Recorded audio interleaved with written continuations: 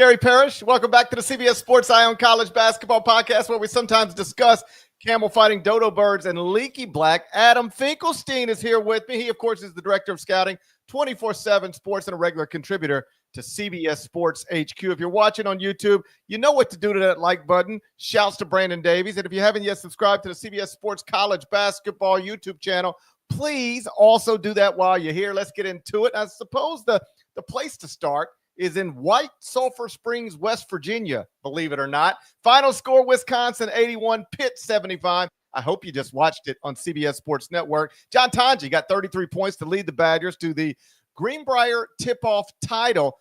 Wisconsin overcame a 14-point deficit, and now the Badgers are 7-0 after being picked tied for 12th in the unofficial Big Ten preseason poll. They're playing faster. Tonje looks like a Big Ten Player of the Year candidate. Again, Wisconsin 7-0 for the first time since Bo Ryan got him there in November of 2014.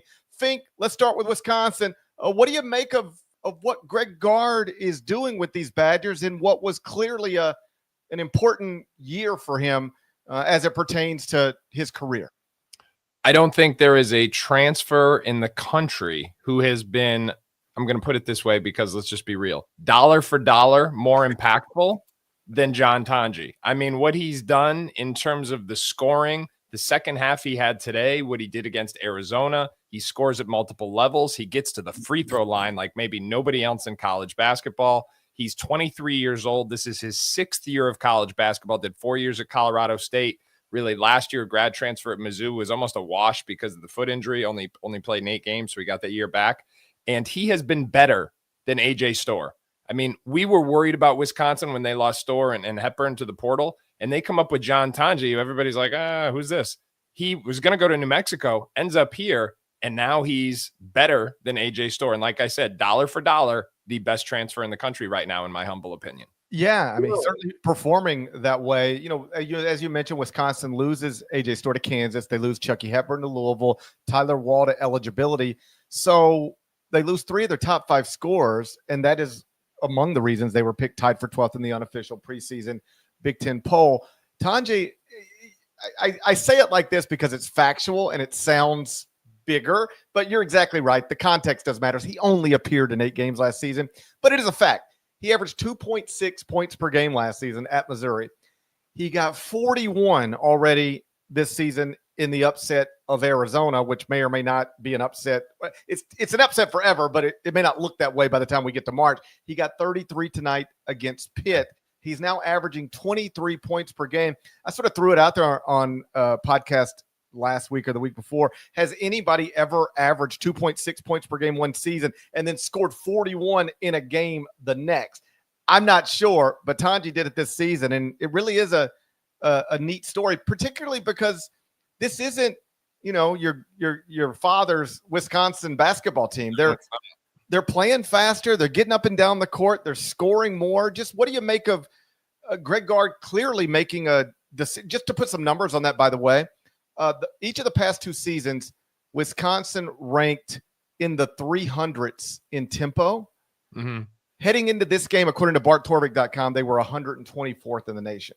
So they've jumped 150, 60, 70 spots in tempo. What do you make of what Greg Gard's doing in as it pertains to style of play? There's a lot of basketball terms that have become almost cliche that they're used so often, and pace and space is one such example. But those are the things we're seeing more of in Wisconsin right now. They are playing faster. They're shooting more threes. And in so doing, they are opening up the court. And that's creating driving lanes for people like Tonje. When you have multiple shooters on the floor and they have the green light, and you saw it down the stretch of Pittsburgh today, they were spacing the floor. They were moving the ball. They were knocking down open looks. And then when the defense is spaced that far apart, you've got driving lanes. And when you've got a 23-year-old physical 6'5" wing who can plow his way in there, he's going to get easy baskets by getting himself to the free throw line. I think the thing that we've got to account for here is that every great scorer is more than a tough shot maker. They can make tough shots, and Tonje can certainly do that, but every great scorer also gets easy buckets. And that's where Tanji's ability to get to the free throw line is so important. And he wouldn't have that ability unless he had this type of space. He went from a guy who was a court spacer to now at Wisconsin, someone who is benefiting by an unprecedented amount of pace and space, as much of a cliche as that may sound. And so, this is, we're now 3 full weeks into the season. I don't know that preseason polls matter that much anymore. I think most people pick Purdue to win the Big Ten, perhaps by default, just because there wasn't another obvious great team on paper there. But Indiana, kind of looks the part so far this season. Wisconsin, I think, has got to become a part of that conversation. How do you handicap the top of the Big Ten now that Wisconsin has emerged as a serious threat? Wisconsin is one of those teams that, as good as the Big Ten was, it was somewhat, correct me if I'm wrong here, GP, somewhat wide open at the top. Yeah. I know like when on our 24/7 side, when Isaac Trotter and I went through this, he said to me, I don't think they have a national championship contender in the mix. When you and Norlander were out at Media Day, I know that was a talking point for you guys of how long it has been since they got a national championship program. So as deep as the league was, I think it was a league that was somewhat wide open at the top. Now, I'm not telling you that Wisconsin's going to win the league, but I'm not telling you they're not either. I think the thing that we've learned 3 weeks into the season is, hey, these guys are for real. And let's be real about the context of this. Like, they came into this season, Greg Gard said, hey, I got to win this year. And when your players respond to that type of pressure, it tells you two things. One, they're a connected team. And two, they are connected to their coach. They are playing for their coach, and they are playing for the benefit of the program and for him. And so I think that the connectivity of this group, and you saw it in the locker room after that Arizona game, where he said, if you don't believe in our upside now, forget about what everybody else is saying, but if you don't believe in our upside now, what's it going to take? And I think they all believe now. And we saw that again tonight in West Virginia. To your point about it being wide open at the top, even though there's a lot of really good teams in here, just one way to illustrate that, at KenPom right now, Purdue is the highest rated Big Ten team, but they're 15th in the country. All right. So the Big Ten has nobody in the top 14 at KenPom, but you ready for this? They have 13 different schools in the top 50.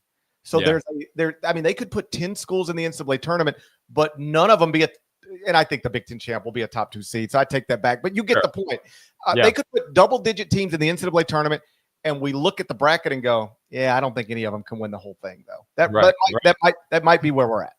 Yeah, and like the depth of that league, I'm getting ahead of myself, and I think you guys have even talked about this, but at what point do we get to a point where the physicality of this league combined with the depth, it becomes, these guys just kind of beat on each other so much that let's see who's really are they going to get better because of the grind by the time we get to March and April, or are they going to get wear down by the grind? I mean, that's a question that I think we're going to have to wait and see. Real quick on Pitt, they're on the wrong side of this championship game, so we focus more on Wisconsin than the Panthers. But they're 6-1 now after being unranked. They were picked 7th in the preseason ACC poll. It didn't start well for Jeff Capel at Pitt. He was 51-69 through 4 years. Probably entered year 5 on the so-called hot seat. Then he goes 24-12, makes it to the round of 32 of the NCAA tournament. Last season, 22-11. Barely missed the tournament, maybe should have made it. And right now, 6-1. So after starting 51-69 through 4 years, he's now, I believe, 52-24 in the past 2+ seasons. Is there a lesson there at all about schools being patient, or shut up, it's a nice story, but let's not try to make it more than what it is? No, there's absolutely a lesson about schools being patient. And I think, listen, I got crushed on Twitter way back in the day. Remember when Jamie Dixon left Pittsburgh, and the Pittsburgh fan base they were a little bothered by him, they could only get to a certain point, and they got a little bitter about it. And eventually he just said, hey, I'm going to go get a fresh start somewhere else. And I tweeted something like, hey, be careful what you wish for here, because there's going to come a day where you're going to long to get back to where you've been. And that day has come, and we were in that day for a long time. So I think what Pittsburgh fans and the supporters of the program as a whole have learned is winning and sustaining winning is hard, and you need that support. And I think, to your point, I think Capel has been better I think the lesson here is to not just judge by NCAA tournament appearances. Last year, you mentioned Ken Pom. They were the 33rd best team in the country last year, and yet they didn't make the NCAA tournament. I'm with you. I think they should have, but I don't think that Jeff Capel's job performance should be judged by the committee's, how the committee decided that one.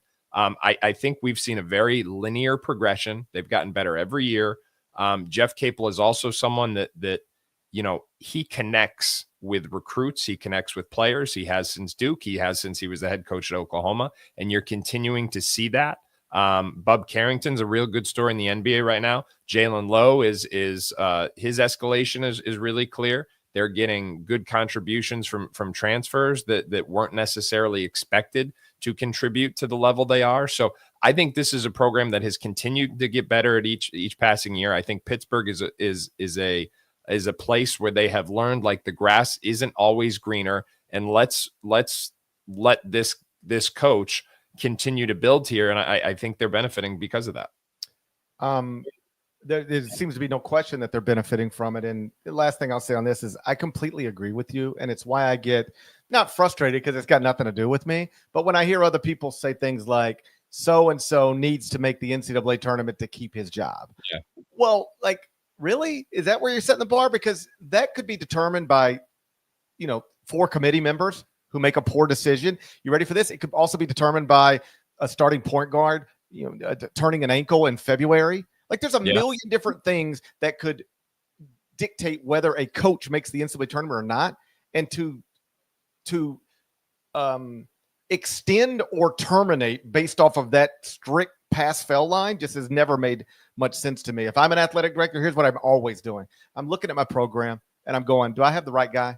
Is the right guy running this program? If he is, I don't really care what a selection committee thought about his basketball team, good or bad.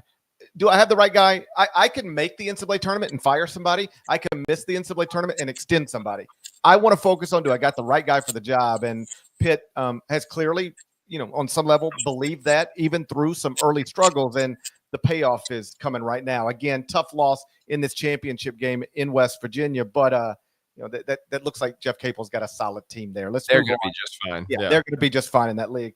I think he's got an NCAA tournament team this season. Let's do the weekend whip around next, where we touch on some other notable results that happened on, say, Friday night, Saturday, earlier Sunday. We'll do that, but first, let's get a word from our partners. CBS Sports HQ, giving you college football coverage unlike anyone else. We're talking Big Ten. Pre- and post-game coverage. Are you encouraged the way that this team responded? Along with breaking news. A lot of movement in the rankings this week. Highlights and expert analysis. That streak could be in jeopardy here. Sure. What was your main takeaway from this game? How impressive was his domination? That really changed the football game. Let's go ahead and have some more fun. Another wild ending. The chaos continues. Turn to CBS Sports HQ. So Wisconsin over Pitt is the most recent notable result, but it wasn't the only interesting one from the weekend. On Friday night, we got a number of things. Let's real quick, Duke over Arizona 69-55. Matt Norlander did 15 minutes or so late Friday. If you want that, you can find it in the YouTube feed, in the traditional podcast feed. I don't want to spend much time on it other than to make note of this. Cooper Flagg is now averaging 17.8 points, 8.8 rebounds, 3.8 assists, 1.8 blocks, 1.8 steals per game. He's leading Duke in all 5 of those categories. And as of this weekend, he is the only Division I player in the entire country leading any Division I team in all 5 of those categories. You saw Cooper Flagg in high school more than most of us. What's your evaluation of what he's done through 5 games at Duke? About what I would expect. I mean, honestly, for even with what you just said, I'd give his first 5 a B relative to expectations. I mean, obviously he had those 2 huge turnovers at the end of the Champions Classic against Kentucky. The Mark Pope clip from the huddle where he called the Cooper Flagg spin and they were able to rip him because of it. That's become somewhat trending on social media. The shooting is a variable that NBA scouts are really interested in. I've written a little bit about that and the variance of whether or not he's elevating into his shot or not. And yet he is Duke's best player in every major statistical category. So for a 17-year-old, this is darn good. And he is 17 years old. He's supposed to be a senior in high school. He's continuing to get better. He's not intimidated by the atmosphere at all. And I think the Cooper flag that we're seeing now is going to be nothing compared to the Cooper flag we get about 2 months from now, because I think knowing him and having evaluated him like I have, he's just going to keep getting better. And I firmly believe that. And so this is kind of what we expected. I can't tell you that this is so much better than we thought. I actually think there's, as good as he's been, there's still significant room for improvement, and that's to be expected for a 17-year-old. On the other side of it was Arizona. They're now 2-2. They lost by double digits at Wisconsin, then come home, lose by double digits at home to a Duke team that had already lost on a neutral court to Kentucky. Arizona is one of the biggest brands in the sport. Tommy Lloyd is quite literally, in his young career, never had a not great team. Yeah. But Arizona did lose 4 of its top 5 scorers from last season. I had them in the preseason top 25 and 1, just like everybody had them in the preseason top 25 and whatever. But are we sure, and I ask this respect, I'm not even trying to be funny, but are we sure they're good? Well, are we sure they're good right now? Or are we sure they are going to be better? Well, they don't look good right now. Some of that is their best player is not playing well right now. Like Caleb Love shooting 32% from the field and 21.4% from three. He's only averaging a career low 10.3 points. He'll be better. They'll get better because he's better. But just, I don't know that this transition into the Big 12 is going to go as smoothly as maybe I thought it was going to go a month ago. Yeah, so their front court, their best front court players not fully healthy yet, trying to integrate them into the lineup. Their transfers have struggled to make an offensive impact. You talked about Caleb Love. He's not shooting the ball well, but as a team, they're not shooting the ball well. KJ Lewis, not a great shooter to begin with. Delorso, the transfer, he's really struggled and then been a liability on the defensive end of the floor. I think this team is going to get better. I think Tommy Lloyd has the perfect temperament to kind of like stay as positive as can be and move this in the right direction. But they got to get better. Offense has been a real struggle. The interiors just that was so lopsided against Duke, I thought. And they've got to shoot the ball better. So yeah, I mean, this is going to be a challenge, and this is going to be a work in progress. And there's a lot of things to be concerned about. And I think we're going to know a lot more a week from now in the Bahamas. If they don't win 2 games, I think they got to go 2-1 in the Bahamas. That's how I'll cap this. If they go 1-2 or 0, obviously 0-3, there's big concerns. If they win 2 games in the Bahamas, I think you can, kind of take a breath and say, okay, we're headed in the right direction. We got that was a tough Wisconsin game, a little bit of a fluke in terms of the amount of whistles that were called. Duke, even though they lost to Kentucky, is still the Vegas favorite to win the national championship. So let's not overly freak out about that one. And if we win 2 games in the Bahamas, we're trending in the right direction. But what's your take? I was always concerned a little bit with 4 of your top 5 scorers, and you don't replace them with, at least in my opinion, players who are as talented as the ones that you lost. I didn't think that what was coming in matched what was going out. And yet I just sort of was like, it's Arizona. It's Tommy Lloyd. Right. And you give them, I believe in things that have proven worthy of being believed in typically. Right. And Tommy has, and Arizona has. But I was always a little concerned, like, okay, they lost a lot and they brought in some, but did they bring in what they lost? I was skeptical of that. And at least, early in the season, I'm starting to realize why I was a little skeptical, but you're right. There's other teams that if they played this exact same schedule would also have 2 losses already. Most people aren't challenging themselves this early. I'm happy to take a wait and see approach. Elsewhere on Friday night, Tennessee 77, Baylor 62. We had it on CBS Sports Network. I was in studio. Chaz Lanier was unbelievable in that first half. 25 points, had 7 made threes in the half. Didn't score after the break. He finished with 25. But in the game, 9 of 16 from the field, 7 of 10 from three. He's now averaging 17.7 points. He's shooting 54.8% from three on 7 attempts per game. And last season, he shot 44% from three on 7.5 attempts per game. So the shooting is real.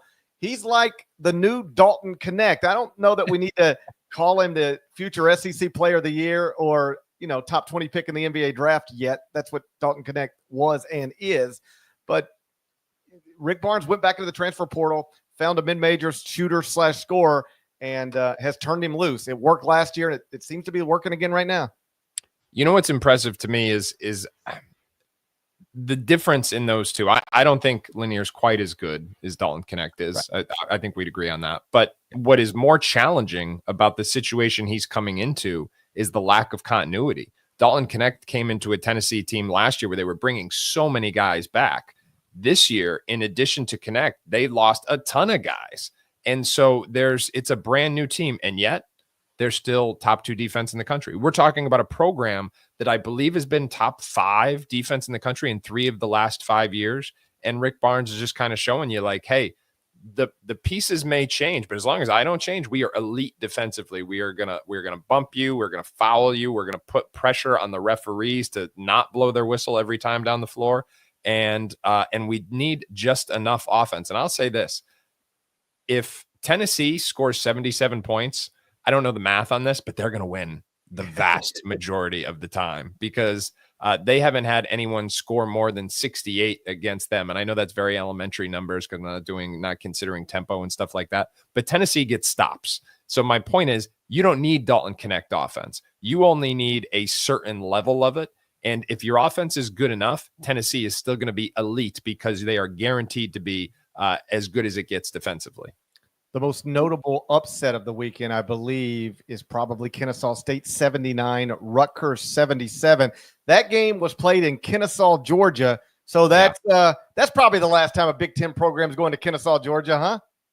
Yeah, I think that's I assume that's the hey, Ace will let you play at home game, Ace Bailey. Probably wish they had that one back. And unfortunately, it came down to a tough decision for Ace Bailey in the homecoming down the stretch. Remember, he missed some time early on in the season. This is a player, just for context, who most people consider a legit challenger to Cooper Flagg to be the number 1 pick in the draft. He's someone that has a wider variety of potential outcomes. I think his ceiling may be even higher. That may sound like blasphemy, but when you see him on the right day, it's like you're watching an 18-year-old version of Tracy McGrady. And yet you can see in late game situations like this, there's still a long way to go. So rough, gutsy decision to go play that game. And unfortunately, it bit him.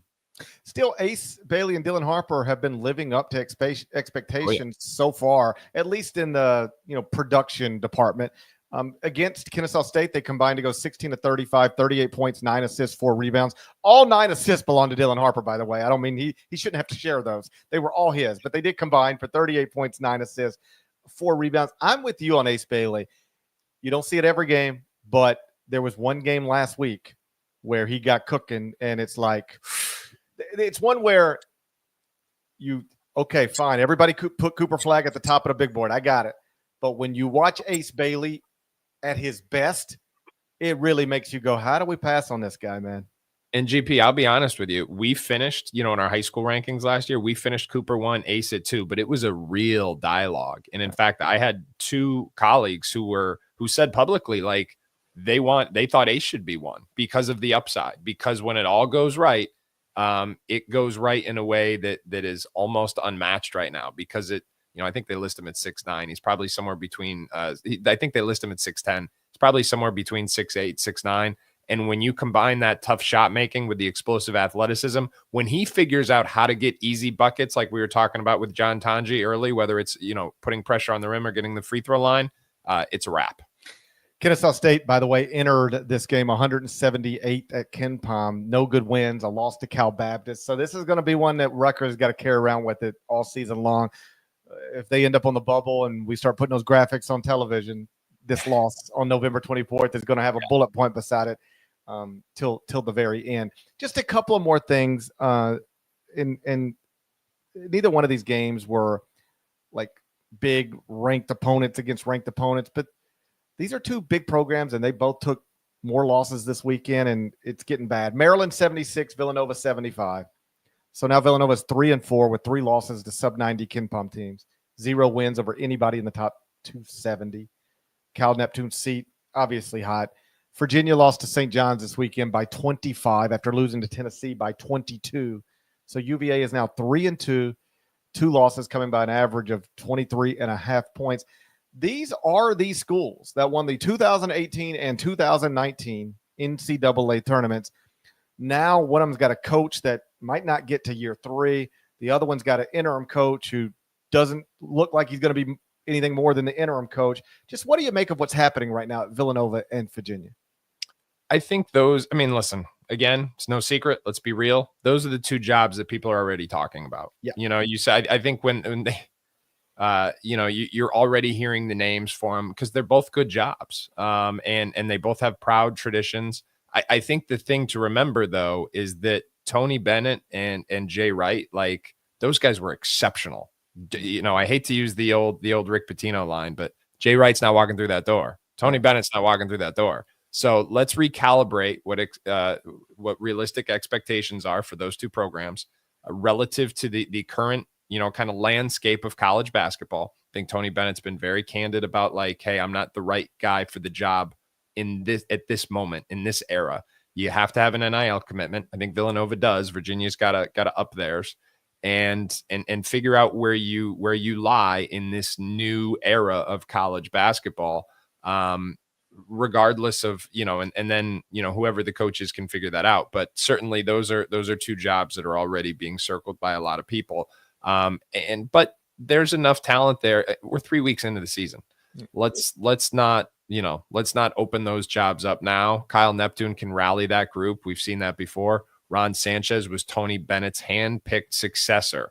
Remember, he left his head coaching job at Charlotte to come back to be by Tony Bennett's side. And I think while this might not have been the long-standing plan in 2024, I think this was always kind of the eventual plan. This was just accelerated for him to have the opportunity now. So let's see if these guys can turn this around, but obviously not off to the start they wanted. Not up to the start they wanted. Still a long season. We'll see where it goes, but it's been a rough start for both of those programs. Let's take a break, and when we come back, we'll look ahead to the next couple of days. It's feast week, obviously. Maui Invitational, Battle for Atlantis, daytime basketball all week long. It's a fun week in the sport. We'll get into it next. First, though, let's get one more word from our partners. Historic rivals with unforgettable seasons meet in a game of honor. The Army-Navy game presented by USAA, December 14th on CBS. So this is one of my favorite weeks of the season because you've got high-profile basketball games going from early in the afternoon until late at night. Obviously, the biggest event, I think really the biggest multi-team event in season in the sport is the Maui Invitational because of the history, because of the gym, because of the field that they stack every single year. It gets underway on Monday at 2:30 Eastern. UConn against Memphis. Penny Hardaway's Tigers undefeated, just won a game at San Francisco. That'll tip off at 2:30 Eastern. After that, around 5 o'clock Eastern, Colorado, Michigan State. 9 o'clock Eastern, Auburn, Iowa State. There's a matchup of 2 teams I've got in the top 5 of the top 25 and 1. And then the nightcap, 11:30 Eastern, North Carolina, Dayton. Let's circle back to that first game. I asked because you know where I live. I got a bunch of people asking me. You know where I live. Yes. Yeah. This is like we're Memphis and UConn meeting before Memphis and UConn. Perfect. This is perfect. You and I previewing this one. Yeah. So I know my lovely mother is going to ask me at some point, does Penny's Tigers have any chance to really upset the back-to-back champs? Does Memphis have a chance? Do you give them a legitimate puncher's chance against UConn on Monday afternoon? You're more equipped to answer this question than I am. But what I would kind of throw back to you is, for as good as Memphis has been, unbeaten so far, they have not gotten off to good starts. No. I think that has to change in order to beat UConn, because UConn has not faced a real opponent yet this season. They've played only guarantee games. They've all been tune-ups for a roster that has 4 new starters. So this is their first real test. And if they get in an early rhythm, I think it's going to be, they're going to feel pretty good about themselves pretty quick. So I think Memphis cannot have the slow start and expect to be able to come back like they have in so many games so far this season. They've got to figure out how to come off and get going right away. But I would defer to you on the rest of it. Yeah, well, like the only thing, if I were talking to Memphis fans right now, that would make me think, hey, let's go into it with an open mind, is that UConn has played nobody this season. And I know Dan Hurley's excellent. I know Alex Carabin's really good. I think the rest of these guys are good enough to build a legitimate national championship contender, but I don't know it. We haven't seen it. Yeah. And on the other side, Memphis has already been in some real fights. Tyrese Hunter is, he's won some stuff at the collegiate level. PJ Haggerty is the older guy he's been great. Yeah. He's been really good. And so, and Memphis is shooting 45.9% from three, which ranks third in the country. I don't know that that's going to maintain over the course of the season. In fact, I'm certain it won't, but they might need something like that. I think a good hot start from three and you jump on them or don't let them jump on you. And then let's just see what happens. But ultimately UConn will be favored for a reason. I'm not going to go out on a limb and predict, the back-to-back champs get upset in game one in Maui. Can I give you another kind of variable to watch on UConn side? Sure. You talked about the 3-point shooting for Memphis. I'm interested in block shots because right now they are still blocking shots at a very high rate, and it looks like just another UConn team. But again, this is their first real opponent, and this is the first time they're going to face a real opponent in the last 3 years without Donovan Clingan back there. So Samson Johnson, does he protect the rim? When he gets in foul trouble, does Terrace Reed protect the rim at this level? I don't know. Is UConn ever in a situation where they say, you know what, we're going to let Carabin play the 5 and we're going to get Jalen Stewart or Jaden Ross at the 4. We're going to play small because it's our best offensive lineup and just kind of concede the shot blocking. So that is a variable to me that I'm interested in watching, both in this opening game against Memphis and for the rest of the week in Hawaii. The other big one on Monday is Auburn, Iowa State. Obviously, the Tigers have already gone to Houston, got into a fist fight on the plane, landed it, got some guys off, took off again, and then went and won the game. Iowa State. I see what you did there. Landed it. Yeah, landed it. Yeah. Iowa State's a team that was excellent last season, got a 2 seed in the NCAA tournament, returned its top 4 scorers, but people are forever skeptical of them for reasons that I'm not completely in agreement with. But Auburn, Iowa State, just all eyes on that on Monday night, unless you're watching Monday Night Football, of course. It's the highest profile game on the schedule. How you chop that one up? What's been really interesting to me about Auburn being this good this early is the fact that PJ Pegues hasn't really done what's expected. And that was the narrative coming into the season. Like, hey, we've got point guard play now. We're going to be good. Well, the transfer you were relying on to give you that point guard play hasn't lived up to the hype. Now, Tahad Pettiford, the freshman, he stepped up, especially in that win at Houston. But where does that point guard position level out? Do you get more production from Pegues as the season goes on? Can Pettiford do this consistently, especially against an Iowa State team that is going to pressure you and try and turn you over consistently? So I really look at the point guard position for Auburn as a key variable in this matchup. On Tuesday, we'll get all of the day 2 games out in Maui, plus the start of the Players Era Festival in Las Vegas. That, by the way, is Creighton, San Diego State, followed by Texas A&M, Oregon, Houston, Alabama, then Rutgers, Notre Dame. Nate Oates has got a Mark Sears and a mostly new team. They got some preseason number 1 votes. They've already obviously taken 1 loss this season, but I don't know how much you've seen of Alabama, but I actually saw him practice. I went down there this year. Yeah. Okay. So what do you make of what Nate Oates got going against Kelvin Sampson's Cougars Tuesday? So I think if you've watched Nate Oates and his teams over the years, he values shooting. He wants shooting on the floor.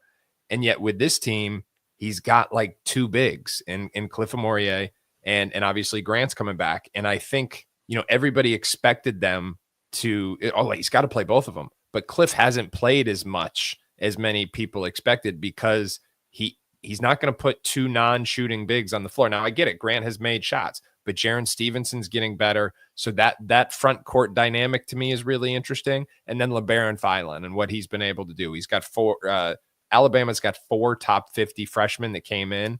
LeBaron Filan coming from a Link Academy program last year where he was sharing a backcourt with Trey Johnson and candidly just very often not as assertive because Trey Johnson, the Texas freshman, just had so much volume. But now he's really asserting himself to the point where Mark Sears supposedly said, hey, I'll stay on the bench. Let him rock the other day. So I think it's a fascinating dynamic, but shooting to me is the variable with Alabama. that I'm really interested in, and also Nate's ability to keep everybody happy, because there's only so many minutes, and how he, it's not going to be every night that Mark Sears says, let that guy go. As I said, like, Cliff's not as playing as much as he did. So managing those personalities, getting enough shooting, Aiden Holloway is obviously key to the shot making. That stuff, those are some of the things that I'm looking for there. And Houston's Houston. I know that loss was a disappointing one at home against Auburn, but you just know they're going to be good. I mean, they're going to get after you, and that might be just the spark that Kelvin Sampson needs to really light the fire that is inevitable. Last thing before we get out of here, I mentioned we get Kansas Duke on Tuesday night. That's also out in Las Vegas, but it's a standalone. It's labeled the Terry's Chocolate. Terry's Chocolate. Terry's Chocolate? Yeah. Are you familiar with Terry's Chocolate? I'm not. Are you a fan? I never heard of it until today. Terry's Chocolate Vegas Showdown. I never heard of Terry's Chocolate. I mostly consume Kit Kats. I'm an M&M guy. Maybe Reese's. Hey, I learned something about not that I learned, I was reminded something about candy. We still have tons of Halloween candy left over. And No do you know what gets like we've reached the point where the Halloween bowl is almost exclusively Milk Duds. We just have we basically just it started out, we had Snickers, Kit Kats, Reese's Cups, Skittles, the whole deal. Now on my dining room table, we're basically reduced to a bowl of Milk Duds, miniature Milk Duds. I frankly, and I listen, you know how much I admire you, but I blame you for that, because my kids are trained. They don't bring home Milk Duds. They trade that. They look for the Reese's. They look for the M&Ms. And if you have to grab Milk Duds, you trade that before you come home. Otherwise, I'm not happy with you. You know what? This is among the reasons I might be failing at a father, because my kids are just walking in all happy with a bag full of Milk Duds. Like, take 4 packages of Milk Duds and trade them for 1/2 of a Kit Kat. So, like, do a 5-for-1 deal. It doesn't matter to me, but we don't need to be sitting here. I mean, we're approaching Thanksgiving, and I've got a whole bowl of Milk Duds. Nobody wants. Although it got down to the bottom, like the last 2 things were Whoppers and Milk Duds. And I like Whopper is. Oh, I love a Whopper. It's like a little chocolate, like a malt ball almost. Hey, is this the Kansas Duke game's the Whopper Classic? What is it? No, Terry's Chocolate. Terry's Chocolate. Okay. How about this on Whopper? Here's what I learned about Whopper. Okay. The chocolate candy, they're called Whoppers. All right. The Burger King sandwich is called a Whopper. Right. The chocolate candies are called Whoppers. So I once for radio had to do commercials for Burger King. Like, this is Gary Parrish. Yeah. And man, I love Burger King. One of those type of deals. Yeah. Very specific. You can't say, so drive to Burger King and get you 2 Whoppers, because Whoppers are chocolate balls. You have to say, you can say, go to Burger King and get you a Whopper, or go to Burger King and get you 2 Whopper sandwiches. You can't say 2 Whoppers, because if you say 2 Whoppers, you're getting chocolate balls, and you're violating trademarks and all sorts of stuff. It got very specific. I never put all that together. But Whoppers are chocolate balls. A Whopper is a Burger King sandwich. And Terry's Chocolates, it looks like you can get them on Amazon right now. I guarantee you, we're giving Terry's Chocolate. This is what they were hoping for. That's exactly what this is what they are hoping for. If you're wondering why Terry's Chocolate paid money to put their name on it, it's so 2 idiots like us would sit here and talk about Whoppers and Kit Kats and Milk Duds. Anyway, this is the Terry Chocolates. Let me make sure I get the name exactly right. It is the Kansas Duke Terry's Chocolate Vegas Showdown. It's the Terry's Chocolate Vegas Showdown. They're going to do it at the T-Mobile Arena in Las Vegas. So another tough challenge for Duke. Yeah. Through the first 8 games of this season, and we're not there yet, but once Duke's first 8 games are in the books, it will include 4 games against Kentucky, Arizona, Kansas, and Auburn. Do you like the way John Shire has challenged his team, or is it a little? I do too. I was gonna give you the alternative of it's too much for a young team. I love this stuff, man. Keep playing these games. Yeah, this is what. Listen, if you like college basketball, you want this stuff, because you and I aren't being forced to watch football this week, and the average sports fan, they have captivating storylines. That maybe I'll turn on Kansas Duke.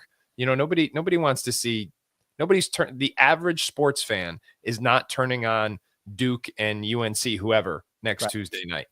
But they may turn on Kansas Duke. And so this is good for college basketball. It's also good for a Duke team that has national championship aspirations and is starting 3 freshmen and only has 2 returners from last year and needs to be thrown into the fire. They're either going to benefit from it or they're going to, obviously that fire could burn you. But I think that, listen, I think we could go back to that 2-minute mark against Kentucky and they probably win that game 7 out of 10 times. They come down, they have a very convincing win at Arizona. And now you're going to go out here and play this game. I give Jon Scheyer a lot of credit. I think it's good for his team. And I also think it's good for college basketball. So I love it. It's great for his team. It's great for college basketball. And you are right. I have seen, it's very easy for you and I to be like, play these games, because I have seen, in fairness, I've seen teams get overwhelmed early and they can't recover. They split apart and coaches will tell you the first month of the season just got us beat down and we never recovered. So there's always that risk, but buddy, you can beat 50 Elons in a row. And I'm not goofy, but it might not mean a thing. You cannot measure what those young men gain by going into the McKell Center on Friday night and walking out of there with a win. Like, that is immeasurable for a young basketball team to experience that kind of success in that type of environment.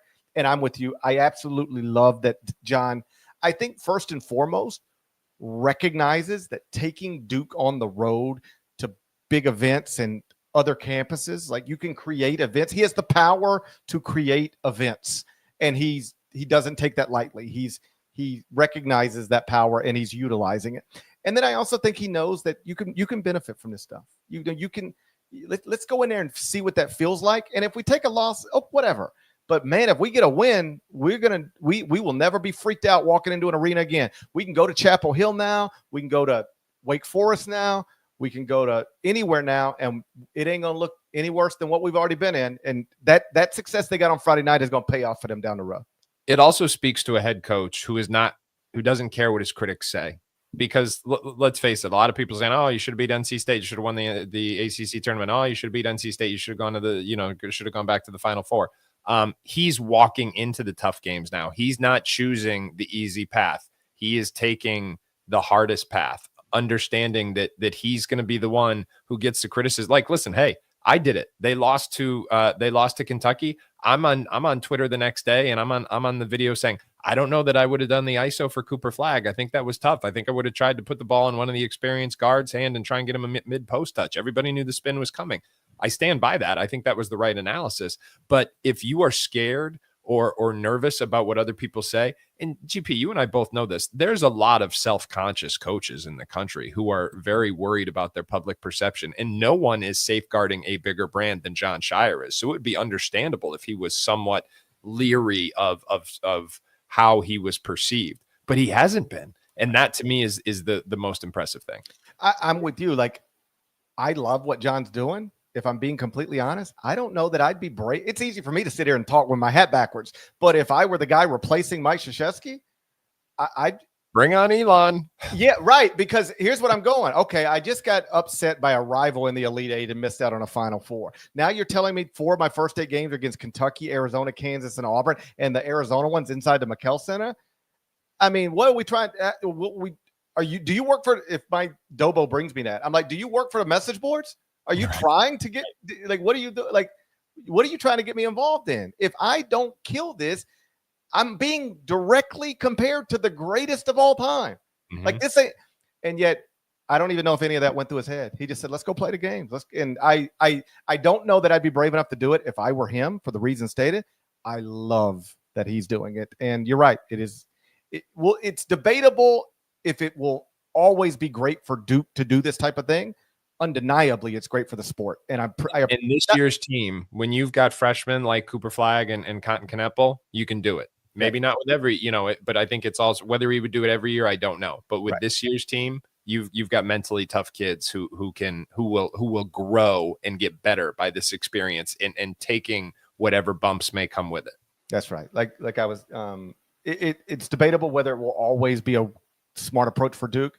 It will always be a great approach for college basketball if John's willing to do it. He was willing to do it this season, and we got to enjoy fun games last week. We'll get another one on Tuesday night. Fink, you're the best. I appreciate you spending a Sunday night with me. We'll do it again real soon.